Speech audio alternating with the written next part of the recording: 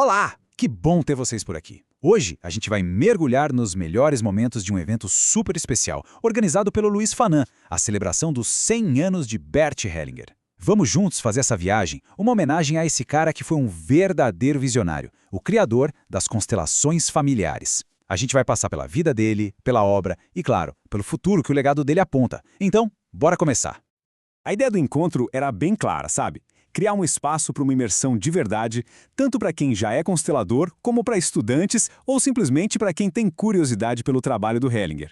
E a nossa análise aqui vai seguir direitinho a estrutura desse dia para a gente poder pescar os insights mais legais e as reflexões mais importantes que rolaram por lá. Olha só, este slide é basicamente o nosso mapa do tesouro. O dia começou cedinho, com um acolhimento super caloroso feito pela Suzy e pela Miriam, e logo depois a abertura oficial com o Luiz Fanan. A manhã foi toda dedicada a entender as origens, com a consteladora Rita falando sobre quem foi Hellinger. Na sequência, teve uma mesa redonda incrível com a Marisa Pirrolo, o Homero Zolli e o Almir Narras, discutindo o que são, afinal, as constelações. Daí, o papo foi para o futuro com o Everton Sanches, e tudo terminou num clima de muita gratidão. Então, vamos começar por onde tudo começou, as raízes.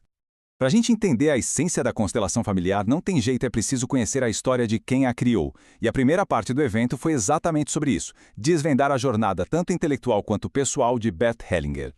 A vida do Hellinger parece um filme em 3 grandes atos. Primeiro, uma formação cristã bem rígida, que deu para ele uma baita disciplina. Depois, o período que mudou tudo, na África do Sul, onde ele conviveu com o povo Zulu e teve um contato profundo com o taoísmo. E por fim, a fase terapeuta, quando ele juntou todas as peças do quebra-cabeça que ele viveu e estudou para criar o seu método. E uma coisa que fica muito clara é que o Hellinger não tirou essa ideia do nada, de uma cartola. Pelo contrário, ele foi um estudioso voraz que bebeu das fontes mais importantes da psicoterapia do século XX. Cada uma dessas abordagens que ele mergulhou deixou uma marquinha ali, sabe? E juntas elas formaram uma base técnica super sólida para o trabalho dele. Mas olha, a técnica era só uma parte do negócio. A alma mesmo, o coração do método dele, veio de lugares muito mais profundos. Do cristianismo, ele trouxe a ideia de entrega, de fé. Do taoísmo, aquela sabedoria do não fazer, de seguir o fluxo. E, o ponto-chave talvez, da imersão dele na cultura Zulu, veio a sacada de que os ancestrais, vivos e mortos, fazem parte de um único e grande sistema. Tá todo mundo conectado. E essa percepção de que tudo é um sistema interconectado leva a gente direto para o pulo do gato do trabalho do Hellinger, os princípios básicos que ele percebeu que estavam sempre ali, atuando em todas as famílias. Então vamos lá. O que é exatamente a tal da constelação familiar?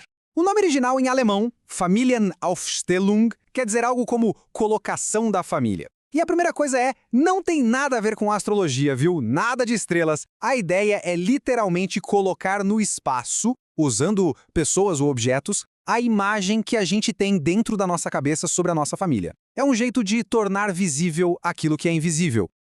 O Hellinger sacou que existem, umas regras do jogo que regem esses sistemas. Ele chamou de ordens do amor. A primeira é o pertencimento. Todo mundo tem o direito de pertencer. Ninguém pode ser excluído.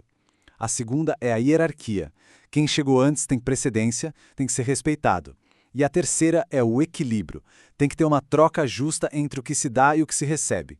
Quando uma dessas ordens é quebrada, o sistema todo sente, entra em desequilíbrio. E aqui está um ponto fundamental.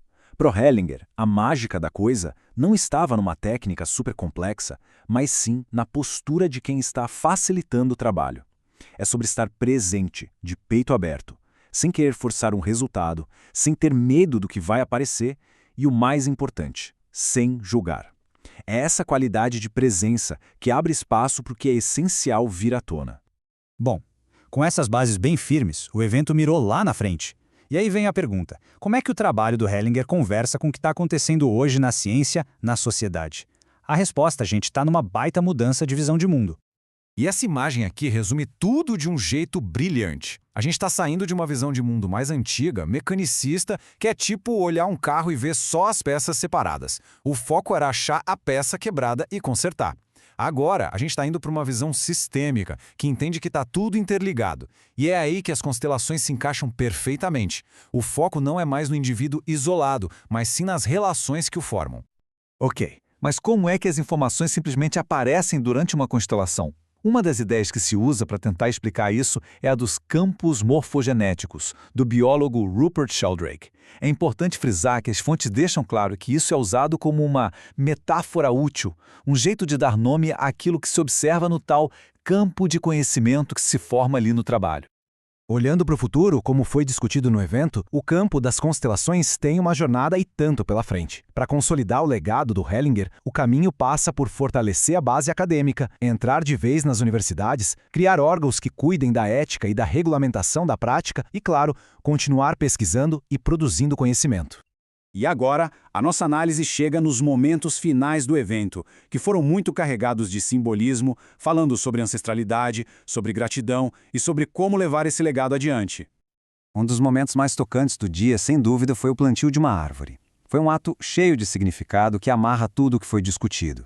É um gesto de honrar as raízes, os ancestrais e, ao mesmo tempo, de deixar um presente para o futuro, nutrindo a terra para as próximas gerações.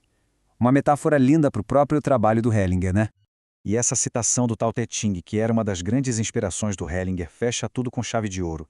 É como se ele dissesse: olha, a minha parte eu fiz, a obra está aí, agora ela não me pertence mais.